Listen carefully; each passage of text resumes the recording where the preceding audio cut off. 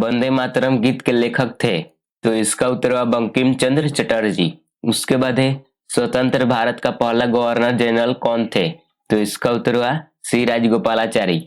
उसके बाद है सर्वप्रथम किसने कहा कि स्वतंत्रता मेरा जन्मसिद्ध अधिकार है? तो इसका उत्तर हुआ Bal Gangadhar Tilak. Hello guys, welcome back to our channel. तो गाइस आज हम लोग इस वीडियो में जीके क्वेश्चन और उसके आंसर देखने वाले हैं लोग। तो चलिए शुरू करते हैं। तो गाइस सबसे पहले महात्मा गांधी की हत्या कब हुई थी? तो इसका उत्तर हुआ 30 जनवरी 1948।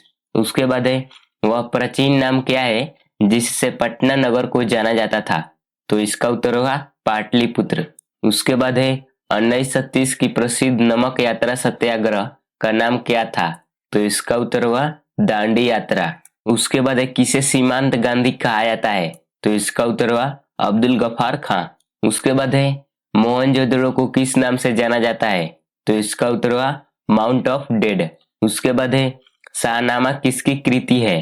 तो इसका उत्तर हुआ फिरदौसी।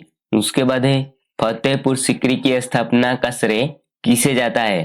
तो इसका उत्तर हुआ अकबर। उसके बाद है राज्यसभा के सदस्य का कार्यकाल होता है? तो इसका उत्तर हुआ 6 वर्ष। उसके बाद है फोर्थ एस्टेट पद किसे संदर्भित करता है? तो इसका उत्तर हुआ प्रेस। उसके बाद है भारत के प्रथम उपराष्ट्रपति कौन थे? तो इसका उत्तर हुआ डॉक्टर एस राधाकृष्णन। हमने विश्व के किस राष्ट्र के संविधान से अपने मूल अधिकारों की संकल्पना ग्रहण की है? तो इसका उत्तर हुआ यूएसए। उसके बाद है यदि राष्ट्रपति का पद खाली है तो उसे कितनी अवधि के अंदर भरना आवश्यक है? तो इसका उत्तर हुआ 6 महीने। उसके बाद है अर्जुन अवार्ड किस क्षेत्र में प्रदान किए जाते हैं? तो इसका उत्तर हुआ खेल। उसके बाद है भारत में सफेद क्रांति का जनक किसे कहा जाता है? तो इसका उत्तर हुआ डॉक्टर बी कुरियन। उसके बाद है रणथंभौर चीता शरण स्थल कहाँ पर है? तो इसका उत्तर हुआ राजस्थान। उसके बाद है भारत के किस राज्य में जनसंख्या का घनत्व सर्वाधिक है? तो इसका उत्तर हुआ बिहार। उसके बाद है ब्रह्मपुत्र नदी का उद्गम कहाँ से हुआ है? तो इसका उत्तर हुआ तिब्बत में कैलाश पर्वत पूर्वी ढाल से। उसके बाद है भारत में कौन सा राज्य सबसे अधिक राज्यों की सीमाओं को स्पर्श करता है? स्पर्श का मतलब होता है छूता है। तो इसका उत्तर हुआ उत्तर प्रदेश। उसके बाद है भारत में सबसे लंबा रेलवे जोन कौन सा है? तो इसका उत्तर हुआ उत्तरी रेलवे। उसके बाद है भारत की सबसे ऊंची पर्वत चोटी कौन सी है? तो इसका उत्तर हुआ केटू, जिसको गोल्डन अस्टिन भी कहा जाता है। उसके बाद है भारतीय रुपए का पहचान चिन्ह है? तो इसका उत्तर हुआ रुपीज, जिसका सिंबल कुछ इस प्रकार है। उसके बाद बैटिंग ब्लॉक शब्दावली किस खेल से संबंधित है? तो इसका उत्तर हुआ कबड्डी। उसके बाद है संयुक्त राष्ट्र शासकीय रूप से 1945 में किस तिथि को अस्तित्व में आया? तो इसका उत्तर हुआ 24 अक्टूबर। उसके बाद संयुक्त राष्ट्र संघ के प्रथम महासचिव कौन थे? तो इसका उत्तर हुआ त्रिवेली। उसके बाद निम्नलिखित में से कौन सा देश संयुक्त राष्ट्र का 193वां राष्ट्र है? तो इसका उत्तर हुआ दक्षिणी सूडान। उसके बाद है वर्ष 2010 की फोर्ब्स 2000 सूची में भारत की कुल कितनी कंपनियां शामिल है? तो इसका उत्तर हुआ 56। उसके बाद निम्नलिखित में से कौन सा कर ऐसा है जिससे कीमत में वृद्धि नहीं होती है? तो इसका उत्तर हुआ आयकर यानी इनकम टैक्स। उसके बाद है निफ्टी निम्नलिखित में से किससे संबंधित है?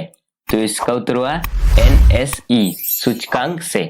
उसके बाद विश्व स्वर्ण परिषद की रिपोर्ट के अनुसार कौन सा देश स्वर्ण का सबसे बड़ा आयातक है? तो इसका उत्तर हुआ भारत। उसके बाद है अंतर्राष्ट्रीय न्यायालय में न्यायाधीशों की संख्या होती है?